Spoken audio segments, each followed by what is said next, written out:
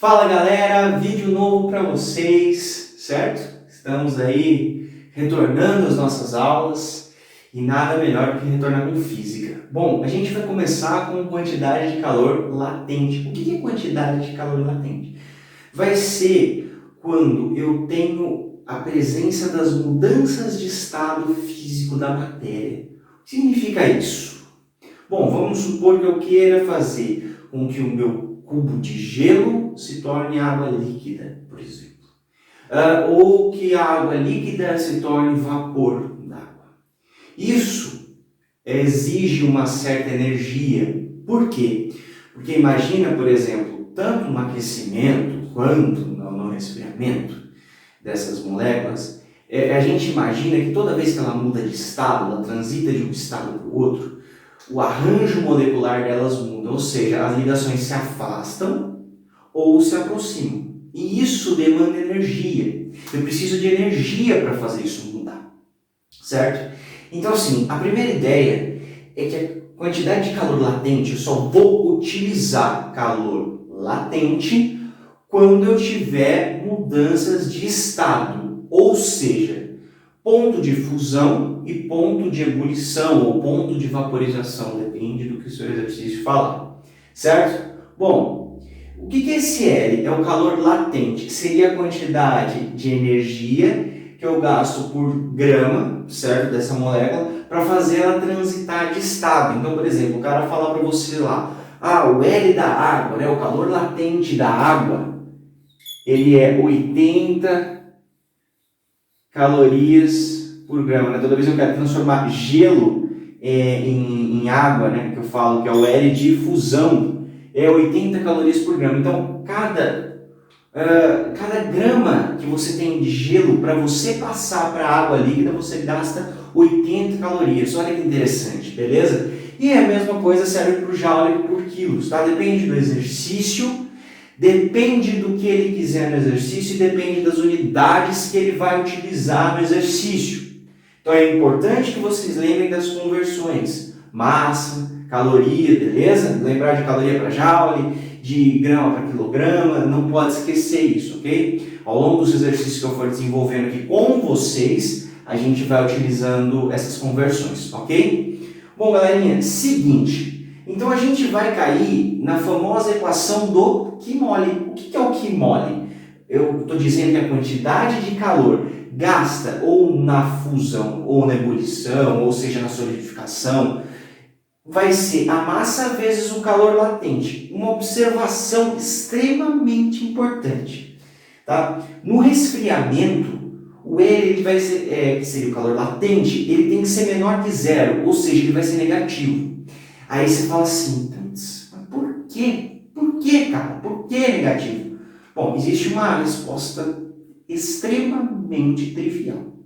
Que é o seguinte, toda vez que eu estou resfriando algo, eu estou fazendo esse meu algo perder energia. E se ele perde energia, teoricamente, como calor é energia, a energia é negativa, porque eu estou perdendo, certo? Beleza, galera? Então, detalhe muito importante para as relações quando os exercícios tiverem muitas informações. Detalhe extremamente importante, todo ponto de fusão, uso Q macete ou Q mole? Q mole.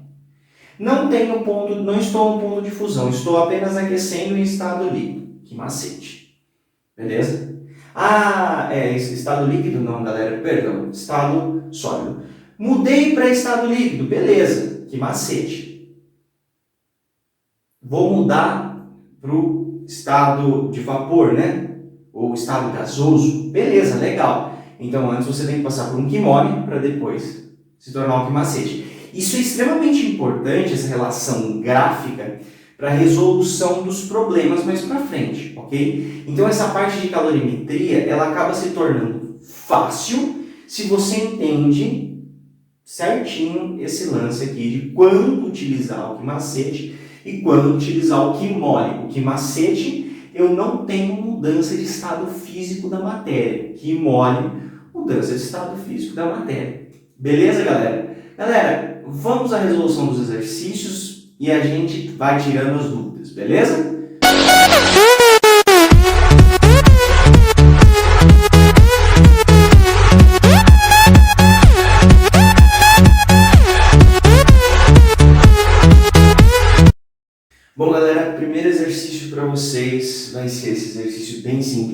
bem tranquilinho, que seria o aquecimento, né? Ele pede para você aquecer essa quantidade de gelo até 5 graus Celsius, né? Ou seja, transformar ele em água líquida. Para isso, a gente vai desenhar um gráfico, vai ficar muito legal. Então, assim, a primeira ideia é a gente fazer um gráfico. Esse gráfico vai fazer o seguinte, ó. Ele vai conter no eixo X o tempo, tá? Então, eu vou chamar de delta Tzinho. E no eixo Y, ele vai conter a quantidade de calor, ok? Ou a temperatura. Aqui eu tenho quantidade de calor? Não. Então, eu vou utilizar a temperatura, ok? Então, vai ser temperatura por tempo, ok? Qual a unidade de temperatura? Graus Celsius. Qual a unidade de tempo? Vamos por segundos, sei lá, tanto faz. Ok? Bom, eu vou supor então que ele parte de uma temperatura de menos 5 graus Celsius. E ele vai seguir até uma temperatura de 0 sendo aquecido. Quando ele chegar em 0, o que acontece com essa minha substância? Ela vai entrar em fusão, certo? Então aqui eu tenho meu ponto de fusão. E depois ele vai ser aquecido, obviamente, até 5 graus Celsius, que está aqui, beleza? Vou fazer um pontinho aqui, ó. Tá? Então, como foi explicado na aula anterior, aqui eu tenho aquecimento, que macete, fusão, que mole, aquecimento, que macete, beleza? Então eu sei que o meu calor total gasto, ele vai ser o quê? O meu calor do gelo, mais o quê? Mais o calor de fusão, vou chamar de QF, mais o calor da água, ok? Tudo bem, pessoas? Então assim, ó, calor do gelo, calor de fusão, calor da água. Calor do gelo, que macete ou que mole? Bom, tá aquecendo, uso que macete. Beleza, então vamos lá. O calor do gelo, ele vai ser fácil de ser encontrado, porque massa do gelo, calor específico do gelo, variação de temperatura do gelo, ok? Você fala, legal, Rafa, beleza, o que eu faço agora? Bom, a massa tem que lembrar de converter para gramas, porque o calor específico do gelo, ele está em calorias por grama Celsius, ok? Então a massa vai ser 2.000 gramas, certo? O calor específico vai ser meio, como o exercício já tinha me dado. E a variação de temperatura vai ser, ele chegou até 0 e ele partiu de menos 5, certo? Ou seja, variou 5, tá? Como você preferir. Então, o meu calor do gelo, tá? Ele vai ser, bom, 2.000 vezes meio vai dar 1.000. 1.000 vezes 5, 5.000. Então, são 5.000 calorias, ok? Tudo bem, pessoas? Até aí fica fácil, né? Porque agora a gente precisa achar o calor de fusão. Então, ele dá no exercício que o L lá de fusão, ele é 80 calorias por gramas. Então, já deixa essa massa em gramas. Não vai precisar mudar de novo, né? Vamos deixar como 2.000. Então, eu uso que macete ou que mole? Está aquecendo? A gente está recebendo energia, mas aqui a gente está transitando de estado, a curva não está subindo. Bom, vou usar que mole. Então, aqui o calor de fusão vai ser a massa do gelo, que está sendo fundida, vezes o L de fusão. Bom, o meu calor de fusão, ele vai ser o quê? Vamos colocar lá, a massa 2.000, certo? E o L de fusão, o nosso lindo L de fusão, ele é 80, certo? Bom, aqui não fica difícil de perceber que se eu quiser mudar isso aqui, eu posso trazer esse zero para cá, isso aqui ficaria 20.000, certo? E 8 vezes 20.000 daria quanto? 160 mil.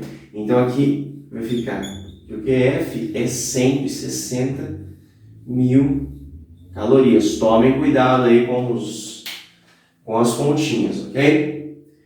Próximo passo, aquecimento de 0 até 5. Que macete ou que mole? Puta, ficou fácil agora, né?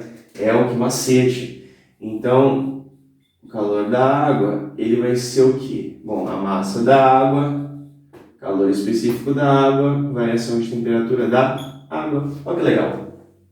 Bom, então o calor da água, ele vai ser 2000. Calor específico da água, Rafa, quanto é? 1. E a variação de temperatura aqui foi de 0 até 5. Putz, vou colocar 5 direto, pelo amor de Deus, né? Então, aqui a quantidade de calor no aquecimento, né, da água vai ser de 10.000 calorias. Aí ele pede a quantidade de energia total, então eu teria que somar isso, teoricamente. Então isso daqui, 160 mil mais 10 mil mais 5 mil, isso dá 175 mil, né? Só que aí você fala assim, putz, cheguei lá na resposta e não tem a resposta, cara. O que ele pede? Ele pede em calorias, ele pede em quilocalorias. Então, como vocês já viram no mês passado, quilocalorias, eu vou pegar a caloria e dividir por 1000. Então, isso aqui, na verdade, é a mesma coisa que 175 quilocalorias. E aí eu chego na resposta do meu exercício de uma maneira muito linda, beleza?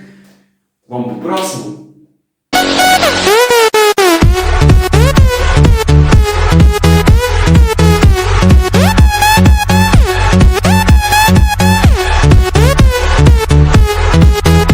Bom, galera, esse exercício, ele não é difícil também, tá? Só que você precisa prestar atenção, porque quando ele tira a pedra do forno e ele coloca em contato com uma grande pedra de gelo, formando 40 gramas de água, ou seja, esse cubo aqui de gelo ele vai formar 40 gramas de água, beleza? O que acontece? Eu estou falando que este cara aqui, essa pedrinha, ela teve capacidade de derreter apenas 40 gramas desse cara aqui, certo? Ou seja, eu posso pensar de outra maneira, né, de uma maneira mais fácil, que o equilíbrio térmico de toda essa interação vai ser a temperatura do cubo de gelo, porque ele é muito maior do que a pedrinha que está a 100 graus Celsius. Beleza? A massa interfere nesses processos. Não se esqueçam disso. Tudo bem? Então assim, ó, quando ele quer saber a capacidade térmica da pedra, tá? Eu preciso saber quanto de energia ela me forneceu. Então eu posso pensar no seguinte: a quantidade de energia fornecida pela pedra foi a quantidade suficiente para alterar o estado deste cubo de gelo, ou seja, alterou o estado, que macete ou que mole? Que mole. Então, o que acontece aqui? Eu vou colocar a massa de água que foi produzida, que é 40 gramas, vezes o calor latente de fusão. Você fala, legal, isso que bacana, cara. Se acabaram meus problemas, vai ficar 4 vezes 800, que vai dar 2.400, certo? Calorias. E agora, como é que eu acho essa bendita capacidade térmica? Tá. A capacidade térmica, tudo bem? Ela é a quantidade de energia produzida dividido pela variação de temperatura. Então assim, ó, o que acontece? Como é que eu vou descobrir esta capacidade térmica? De maneira muito simples. O que eu vou fazer? Eu vou pegar este meu amigo aqui certo? Ou eu posso usar o MCzinho, mas é que eu não tenho calor específico na pedra, então não vai ter como, eu vou ter que fazer dessa maneira. Vou pegar a energia, que é 2.400 calorias, para vocês não esquecerem da unidade, pelo amor de Deus, certo? E dividir pela variação da temperatura da pedra. Quanto que ela variou? Se ela foi de 100 até 0, ela variou menos 100, só que eu vou colocar 100, tá? Vou considerar como se fosse um módulo, ok? E aqui, graus Celsius. Ou seja, a minha capacidade térmica vai ser 2.400 dividido por 100. Bom, 24 calorias por Celsius. Olha que difícil o exercício. Dificinho pra caramba, né? Bom, galera, é isso aí. Espero que eu tenha ajudado vocês com esses exercícios e nos próximos vídeos a gente se vê. Um abraço.